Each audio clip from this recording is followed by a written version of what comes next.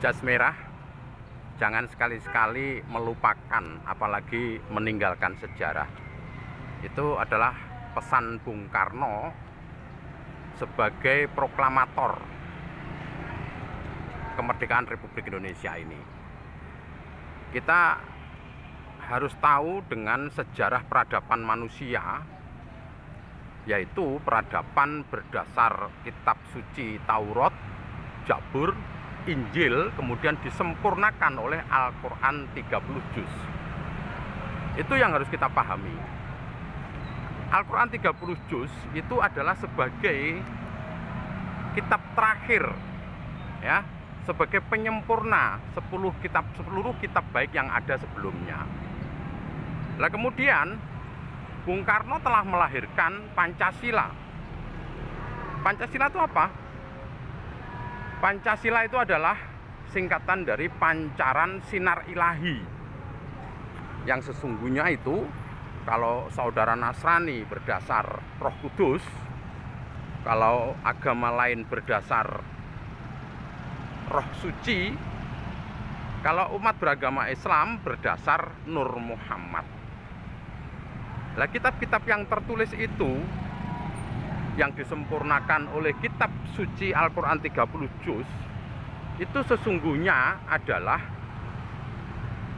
kitab untuk ilmu keyakinan. Dan ilmu keyakinan itu berdasar kitab yang tertulis itu kitab buatan manusia. Nah, kemudian Pancasila yang dilahirkan oleh Bung Karno dan dibidani oleh Kiai Haji Ahmad Dahlan dan Kiai Haji Hasyim Asy'ari itu sesungguhnya adalah kitab yang tertulis dibuat berdasarkan pengeluaran dari kitab yang ada di Lauhul Mahfuz di zaman mukmin. Jadi kalau zaman Nabi itu zaman kenabian, ya, kitab terakhirnya adalah Al-Quran 30 juz. Kemudian di sini ada zaman waliullah, yaitu dengan 9 waliullah penyebar syariat Islam berdasar kitab suci 30 juz. Dan kemudian di situ juga ada satu waliullah yang paling sempurna, yang sesungguhnya berdasar kitab yang ada di Lauhul Mahfuz waliullah tersebut, yang bernama Syekh Siti Jenar, yang saat itu sudah guru ginuru dengan Kiai Pengging, yaitu ulama yang ahli di bidang Hindu Buddha. Tapi karena kitabnya belum ada, maka Syekh Siti Jenar dianjing hitamkan oleh 9 waliullah. Jadi itu sejarah peradaban manusia yang harus kita pahami oleh anak bangsa lintas agama Nusantara, ya. Kenapa saya mengatakan anak bangsa lintas agama Nusantara? Karena seluruh agama yang ada di Indonesia ini harus berwawasan budaya luhur Nusantara, begitu.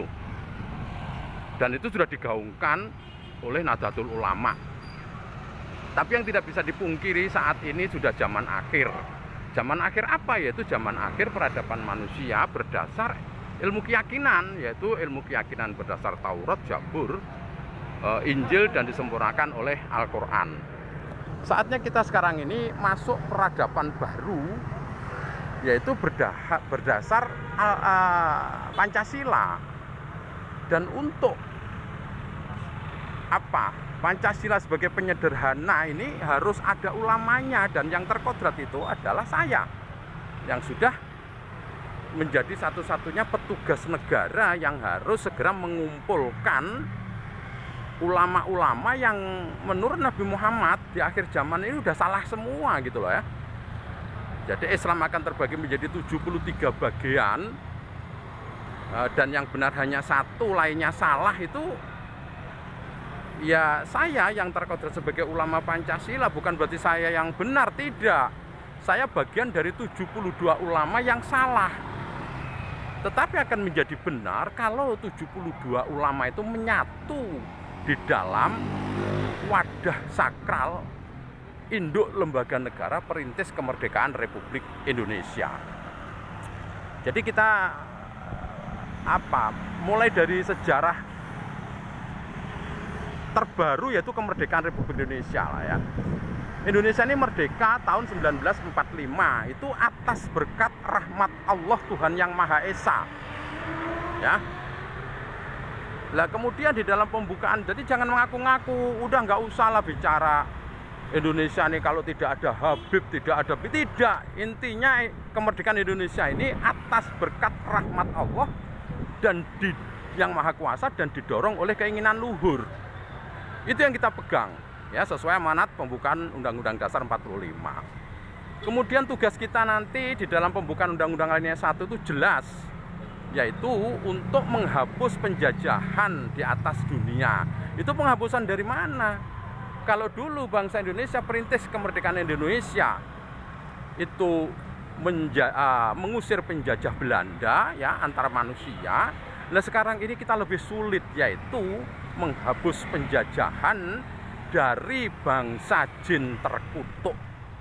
Nah sekarang saya tegaskan, bangsa jin terkutuk itu sekarang ada di mana? Sekarang ini sudah menguasai penyelenggara negara yang justru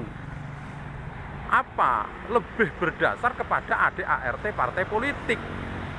Nah ini yang harus kita luruskan, begitu. Nah untuk meluruskan itu kita sepakat ya, setelah tahun 45 merdeka, kita tuh sempat beribu kota di Yogyakarta, yaitu menjadi Republik Indonesia Serikat. Disitulah ya peralihan. Disitulah yang sekarang ini terjadi semacam pemahaman yang sulit untuk dijelaskan kalau tidak duduk bersama, begitu. Ya, tahun 46 sampai 49 itu ibu kota di Yogyakarta dengan nama Republik Indonesia Serikat. Kemudian tahun 1950 baru tercetus atau kembali ke pangkuan Negara Kesatuan Republik Indonesia. Di sini yang tidak dipahami, sesungguhnya negara Republik Indonesia yang presidennya atau kepala negaranya boleh silih berganti, itu wilayahnya hanya mencakup Sabang, Merauke, Miangas, Pulau Rote. Sedang untuk Negara Kesatuan Republik Indonesia itu wilayahnya mencakup ex Nusantara ya, dan ex jajahan Hindia Belanda. Nah ini permasalahan ini yang harus segera dibicarakan di Yogyakarta. Karena apa? Kita dalam rangka bahasanya kita akan mengembalikan ke laptop lah ya. Tatanan itu harus kita nolkan dulu. Nah untuk mengenolkan sistem, nah yang dimaksud mengenolkan sistem itu apa? Indonesia merdeka tahun 45, kemudian tercetus kembali ke pangkuan negara Republik Indonesia itu 45 dan 50, berarti 5 tahun. Kalau kita pemilu per 5 tahun, ketemunya tidak tahun 24, tetapi tahun 25. Jadi pemilu ini harus diundur, dienolkan dulu. Nah itu bersama oleh Raja Jawa terakhir, yaitu Hamengkubuwono ke-10 di Yogyakarta, yang sudah menjadi daerah istimewa. Ya, yang di sini raja dan gubernur itu harus beliau. Di sini nanti kita duduk bareng ya. 72 ulama itu harus duduk bareng membicarakan ini sebelum mengadakan pemilu yang harus diundur atau dienolkan sistemnya. Jadi kita ini ayo kita bersama-sama. Ini sekarang partai politik semuanya itu tidak sadar saudara-saudara kita itu sudah dikuasai ya, ketua-ketua partai, terutama ketua-ketua partai terbesar itu sudah dikuasai oleh bangsa jin terkutuk sesungguhnya. Jadi kita yang harus segera bersatu padu ya, jangan sekarang negara ini ada negara tersurat dan negara tersirat. Negara tersurat yaitu dipimpin oleh Presiden Jokowi yaitu RI 7, sementara presiden tersirat tanda kutip masih dipimpin oleh Bung Karno yaitu RI 1. Dan yang harus dipahami, RI 1 itu sekarang duplikatnya ada 9 duplikat ya. Duplikat itu maksudnya asli tapi palsu. Ya, duplikat Bung Karno itu ada 9 sekarang ini. Sosok nyatanya yang sudah tersusun, tergabung di dalam Biara Pertapasuci Nawulo Pustaka Raja. Nah, kemudian ada 1, yaitu 9 tadi mewakili atau duplikatnya Bung Karno mewakili 9 waliullah penyebar syariat Islam.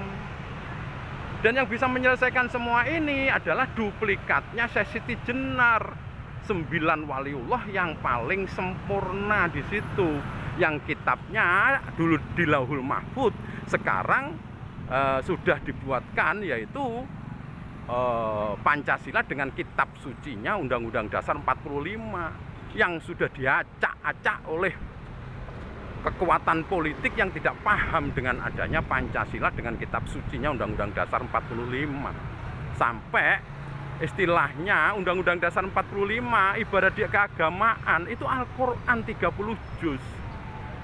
Kemudian pembukaan Undang-Undang Dasar adalah Al-Fatihahnya. Ya, jadi ibaratkan seperti itu. Nah, sekarang kitab Undang-Undang Dasarnya saja diamandemen, itu sama saja mengamandemen Al-Quran.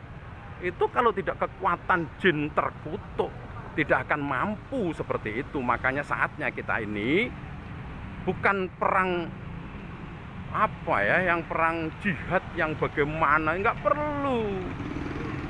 Kita berperang, beradu argumen, beradu visi misi dengan dimundurkan dulu.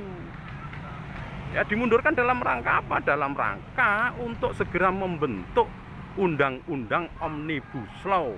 Undang-Undang Omnibus Law itu adalah menyederhanakan undang-undang yang sudah tumpang tindih sejak zaman kemerdekaan sampai saat ini, yang sesungguhnya hanya demi kepentingan politik sesaat, begitu. Jadi kita ada alasan yang kuat ya. Ulama Pancasila menyampaikan ini ya karena maaf, gak bisa disalahkan, gak ada ulama yang mampu memahami semua ini ya. Kalaupun mampu, maaf, seperti pelindung dunia akhirat dan penasehat agung ya, yaitu Bapak Penasihat Agung adalah Kiai Haji Habib Lutfi Pekalongan. Beliau sesungguhnya siapa? Beliau itu sesungguhnya duplikatnya Nabi Muhammad ya. Jadi kalau kepengen tatanan syariat berdasar syariat agama apapun, ikutin Kiai Habib Lutfi Pekalongan. Beliau adalah guru saya. Beliau adalah penasihat agung ya dalam perjuangan saya ini. Dan beliau saja tidak mau berdasar syariat Islam, tetap Pancasila. Makanya beliau berpesan kepada saya, kamu jalan, sudah saatnya tegakkan Pancasila ya. Yang penting benar-benar non politik ya. Jadi saya, penasehat saya Kiai Habib Lutfi Pekalongan, beliau adalah duplikatnya Nabi Muhammad gitu loh, duplikat tuh ya. Saya bukan mengatakan beliau adalah Nabi Muhammad, tapi Kiai Haji Habib Lutfi Pekalongan itu adalah duplikatnya Nabi Muhammad, Nabi terakhir. Sudah ikutin, jangan ikutin Habib-Habib yang lain. Habib-Habib yang lain harus takdim kepada Habib Lutfi Pekalongan yang secara de facto beliau sudah menjadi ketua ulama sufi sedunia. Nah, kalau pelindung dunia akhirat ya, itu konseptor negara ya, yaitu Biara Pertapasuci Nawulo Pustaka Raja telah membuat konsep Mr. X tanpa nama dan Putri Bungsu. Duplikatnya sekarang ya sebagai pelindung dunia akhirat. Siapa beliau? Itu guru saya. Jadi saya sebagai ulama yang hanya terkodrat sebagai yang ahli di bidang keilmuan tentang Pancasila hanya ingin menegaskan ini semua. Saatnya kita bersatu padu dalam bingkai persatuan Indonesia, bukan berdasar persatuan para pelaku penyelenggara negara ya, dan partai-partai politiknya, juga bukan berdasar para pemegang-pemegang amanah yang sesungguhnya dengan semua hanyalah duplikat-duplikat ya. Sedang aslinya mana? Ayo saya kumpul-kumpul di Yogyakarta ya. Kita akan segera menghadap atau segera kita bersama-sama bermusyawarah dengan Raja Jawa terakhir, yaitu sekarang yang terkodrat adalah Hamengkubuwono ke-10 sebagai gubernur sekaligus raja di Yogyakarta. Semoga semua ini menjadi pemahaman yang segera bisa kita realisasikan bersama. Merdeka lahir dan batin.